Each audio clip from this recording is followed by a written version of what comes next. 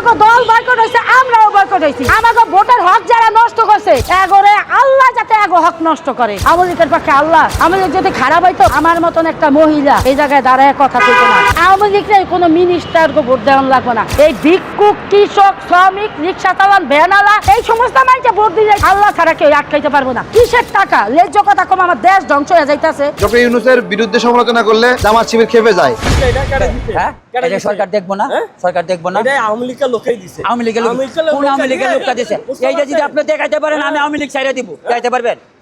আপনারা তদন্ত করে কি ভালো যায় করে কিছু দেখেন। হয় বুঝতে পারছেন? শুনেন, ওদের ঢাকা 17 শুনেন। আসনের কালকে একটা শুনেন, কি বলতে আওয়ামী চাচ্ছেন? লীগ, হ্যাঁ? আওয়ামী লীগ সত্তর আজকে যদি এক শুনেন। মহিলার প্রেগনেন্ট হয় কইবো আওয়ামী লীগে করছে। আওয়ামী লীগ তো দেশ হই নাই, আওয়ামী লীগে করে কেমন? আওয়ামী লীগ দেশে নাই না। আওয়ামী লীগে বড় বড় নেতারা পালাইছে। হ্যাঁ, পালাইছে। সাধারণ নেতারা তো পালাই নাই। সাধারণ নেতার কি অপরাধী? সাধারণ নেতা কি অপরাধী?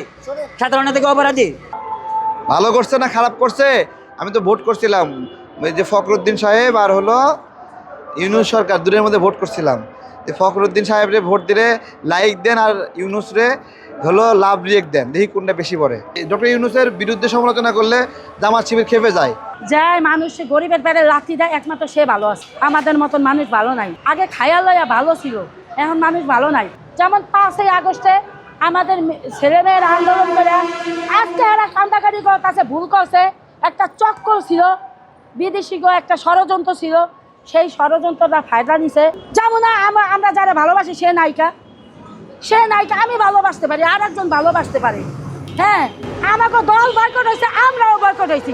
আমাকে ভোটের হক যারা নষ্ট করছে, হ্যাঁ এগোরে আল্লাহ যাতে এগো হক নষ্ট করে।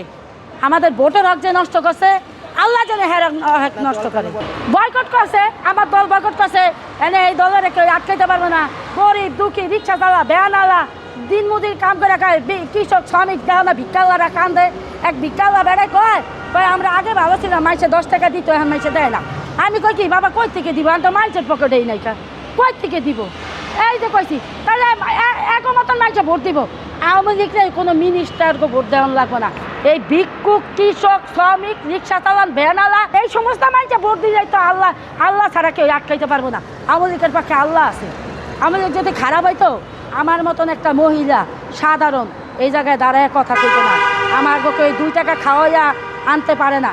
যে 2 টাকার কথা কইব তারে জুতা দিয়া বাড়ানো। কিসের টাকা লেজ্জ কথা কম, আমার দেশ ধ্বংস হয়ে যাইতেছে, আমার দেশ নৈরাজ্যের ভিতর যাইতেছে। আমার একটা এই জায়গায় একটা বোন আছে, এদের ব্যাপারে একটু খোলাসা করতে চাই। আমি বিএনপি সরকারকে অবৈধ বলি নাই। অবৈধ বলেছে নাহিদ ইসলাম, আমি জাস্ট রেফারেন্স দিয়েছি।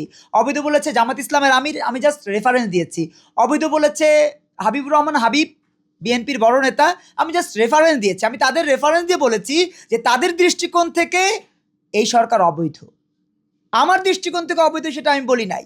এবং তাদের দৃষ্টিকোণের পাশাপাশি আপনারা জানেন একজন আইনজীবী আছে রাজ্জাকি সাহেব। রাজ্জাকি সাহেব বলেছেন সংবিধান অনুযায়ী ইউনূস সরকার অবৈধ, তারেক রহমান সরকার অবৈধ। সেই রেফারেন্সটা আমি দিয়েছি, কেউ দয়া করে ভুল বুঝবেন না। ছাত্রদলের নেতারা নাকি ইতিমধ্যে আমার বিরুদ্ধে বিভিন্ন ধরনের প্রোপাগান্ডা ছড়িয়েছেন।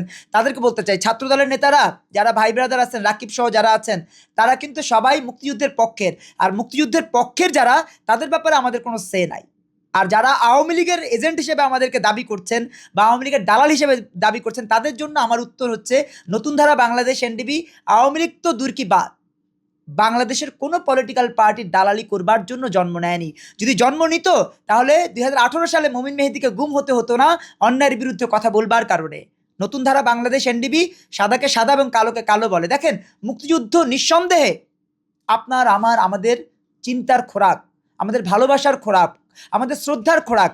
সেই খোরাকের জায়গাটাকে কারা তৈরি করে দিয়েছে? আওয়ামী লীগ তৈরি করে দিয়েছে। এখন মুক্তিযুদ্ধের পক্ষে কথা বললে আওয়ামী লীগের পক্ষে চলে যায়। এখন আওয়ামী লীগ যেহেতু বাংলাদেশে জন্ম দিয়েছে, মুক্তিযুদ্ধ সংগঠিত করেছে, সেই আওয়ামী লীগের ব্যাপারে আমরা কি বলবো? মুক্তিযুদ্ধের পক্ষে কথা বলবো। আর সেটা যদি আওয়ামী লীগের পক্ষে যাবে, আমরা মুক্তিযুদ্ধের বাইরে যেতে পারি না। কারণ আমরা আমাদের বাবাকে যখন মুক্তিযোদ্ধারা গাদ্দার বলে ট্যাগ দেওয়ার চেষ্টা করবে, তখন বসে যেমন থাকি না, ঠিক তেমনিভাবে আগামী দিনগুলোতেও আমরা মুক্তিযুদ্ধ বিরোধীদেরকে কোনোভাবে বরদাস্ত করব না। এবং ওই আলোকেই নতুন ধারা রাজনীতি করছে, দ্রব্যমূল্য বৃদ্ধির প্রতিবাদ করছে, দুর্নীতির প্রতিবাদ করছে, মবের প্রতিবাদ করছে, ধর্ষণের প্রতিবাদ করছে, নারী কেলেঙ্কারির প্রতিবাদ করছে, 501-এর প্রতিবাদ করছে। প্রতিটা জায়গাতে আমাদের প্রতিবাদ অব্যাহত আছে। আমাদেরকে নতুন করে আবার আপনারা ট্যাগ দেবার চেষ্টা করছেন অমুকের দালাল তমুকের দালাল। ভাই আমরা কারো দালাল না, আমরা বাংলাদেশের দালাল, ঢাকার দালাল, এই মানচিত্রের দালাল, এই পতাকার দালাল, এই জাতীয় সঙ্গীতের দালাল এবং এই সংবিধানের দালাল। সংবিধান ছিঁড়তে আসলে হাত ছিঁড়ে ফেলবো, জাতীয় পতাকা ছিঁড়তে আসলে মাঝখানে ধরে ছিঁড়ে ফেলবো। যতই অভিযোগ করেন, যতই মামলা করেন, কাউকে কিন্তু কোনোভাবে ছাড় দেওয়া হবে না। আপনারা ভাবছেন যে 10টা 15টা 2টা 3টা গোষ্ঠীকে আপনারা বট হিসেবে ব্যবহার করে আমাদেরকে সারাদিন গালাগালি করলেই আমাদের মুখ বন্ধ করে দিতে পারবেন, আমাদেরকে হুমকি দিলেই বন্ধ করে দিতে পারবেন আমাদের মুখ, অভিযোগ করলেই মমিন মেহেদীর মুখ বন্ধ হয়ে যাবে, নতুন ধারার নেতাকর্মীদের মুখ বন্ধ হয়ে যাবে। আর নতুন ধারার ব্যাপারে আপনারা যারা বলেন যে জামাই বউয়ের পার্টি, তাদেরকে বলতে চাই নতুন ধারা বাংলাদেশ এনডিবির নেতাকর্মী 2 লক্ষ। শান্তা ফারজানা নতুন ধারা বাংলাদেশ এনডিবির একজন অন্যতম লড়াকু সৈনিক।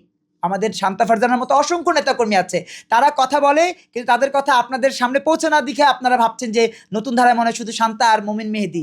এই জন্য আমাদের কার্টুন আঁকছেন, এই জন্য আমাদেরকে নিয়ে ট্রল করছেন, এই জন্য আমাদের বিরুদ্ধে গালাগালি করছেন, যা কিছু করছেন আপনাদের সকল কিছু ভুলের মধ্যে আছে। নতুন ধারা বাংলাদেশ এনডিবি 2 লক্ষ মানুষের রাজনৈতিক প্ল্যাটফর্ম। বাংলাদেশের 44টা জেলায় কমিটি আছে, আপনি যে জেলা যান সেই জেলা আমাদের কমিটি আছে, আপনি যেই উপজেলা যান 114টা উপজেলা আমাদের কমিটি আছে। অতএব নতুন ধারাকে নতুন করে কোনোভাবে ট্যাগ দেবার চেষ্টা করেন না। গত 13 বছর ধরে আছি, এখনও আছি, আগামীতেও থাকবো, বাংলাদেশের পক্ষে থাকবো, মুক্তিযুদ্ধের পক্ষে থাকবো, সংবিধানের পক্ষে থাকবো।